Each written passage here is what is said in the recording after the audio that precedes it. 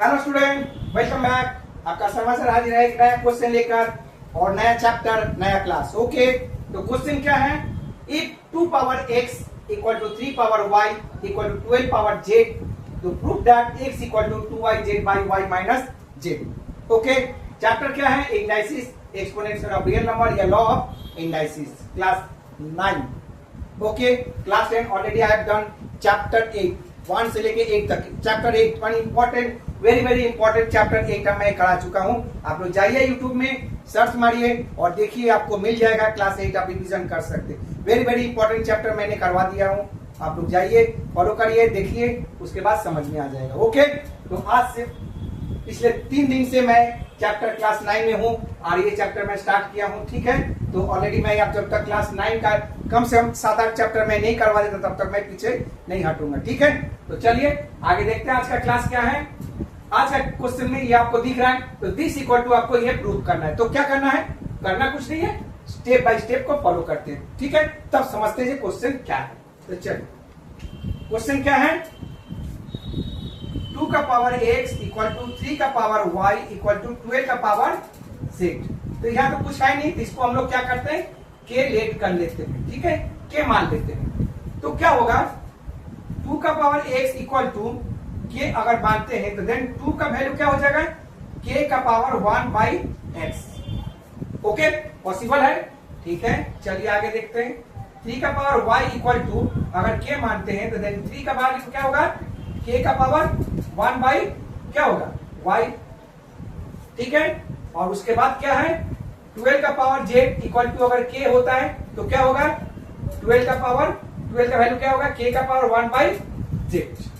अब देखिए यहां पर भी वही समस्या खड़ा हो गई। 2 का वैल्यू आपके पास है, 3 का वैल्यू है और 12 का वैल्यू दिया है। और मुझे प्रूफ क्या करना है? ये प्रूफ करना है x equal to 2yz by y minus z। तो क्वेश्चन क्या दिया हुआ है कि 2 का वैल्यू दिया, 2 को एक्सपेंड कर सकते हैं? नहीं कर सकते। 3 को एक्सपेंड कर सकते हैं? नहीं कर सकते। लेकिन 12 को एक्सपेंड कर सकते हैं। तो चलिए, जब 12 को अगर एक्सपेंड कर सकते हैं तो इसी को लेके चलना पड़ेगा। ओके, नाउ तो क्या करते हैं? नाउ तो क्या है? 12 इक्वल टू k का पावर 1 बाई z। तो 12 को कैसे ब्रेक करेंगे? 2 का square into 3 equal to k का पावर 1 बाई z। ठीक है, तो 2 का स्क्वायर मीन्स क्या होता है? 4 4 इंटू 3 12। क्लियर हुआ?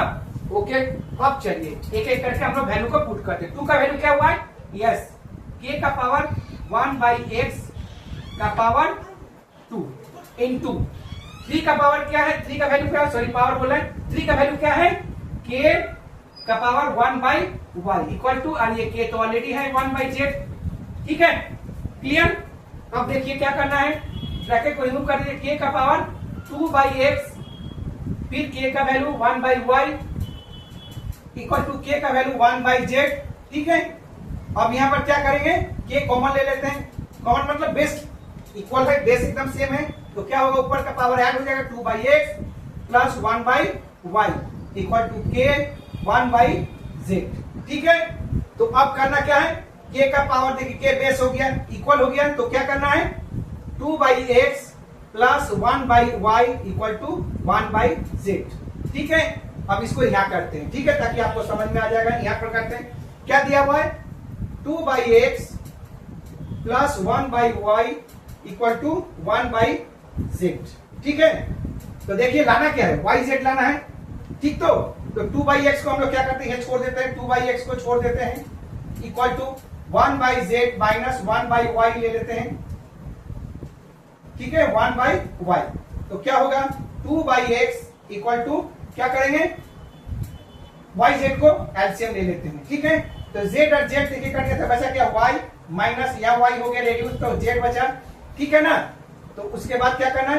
क्रॉस मल्टीप्लिकेशन कर देते हैं, तो क्या होगा? kx y minus z equal to 2yz। Clear? उसके बाद क्या होगा? x equal to 2yz by y minus z। तो देखिए ये हो गया आपका प्रूफ। ओके, तो क्वेश्चन को देखिए बिना समझे आप लोग मत बनाइए, और जब क्वेश्चन को बिना समझे आप लोग नहीं बनाइएगा तो क्या डाउट नहीं होगा। लेकिन ऐसे अगर बनाते जाइएगा तो जाके बाद में डाउट हो जाएगा। तो देखिए मैंने भी यहाँ क्वेश्चन को देखिए इस तरह से, मैं चाहता था यहाँ पर भी एलसीएम ले सकता था, तो क्या होता कुछ ज्यादा कॉमन लेना पड़ता, लेकिन मैंने यहाँ पहले देख लिया कि ये y माइनस जेड यहाँ पर आ रहा है, और y माइनस जेड कहाँ पॉसिबल होगा, अगर हम लोग ये इसको उधर ट्रांसफर करते हैं तो आसानी से बन सकता है। ओके, ये होता है आपका क्लेवरनेस। आप लोग को हमेशा यहाँ पर ट्रिक आजमाना पड़ेगा, ताकि देखना पड़ेगा जी कहाँ क्या वैल्यू है, ताकि हम लोग उसको कॉमन लेने से बचे। अगर मैं इसको डायरेक्ट मल्टीप्लाई एलसीएम करता तो मुझे कॉमन लेना पड़ता है, तो जो कि माइनस प्लस का गड़बड़ी होने का चांस होता। ठीक है, तो यही आपका तरीका है। ठीक है, मेथड को समझिए, क्वेश्चन को भी समझिए अच्छा से, उसके बाद फॉलो करिए। ओके, उम्मीद है आपका शर्मा सर आपको समझा सके चैप्टर को। क्वेश्चन को बहुत इंपॉर्टेंट क्वेश्चन है, तो करना क्या है, कुछ नहीं, चैनल को लाइक एंड सब्सक्राइब जरूर करिए और मेरे साथ जुड़िए। ओके, मैं भी आपके साथ हूँ, आप भी मेरे साथ हो, हम लोग दोनों मिलकर शाम को कोई भी चैप्टर हो सोल्यूशन कर सकते हैं। ओके, राधे राधे।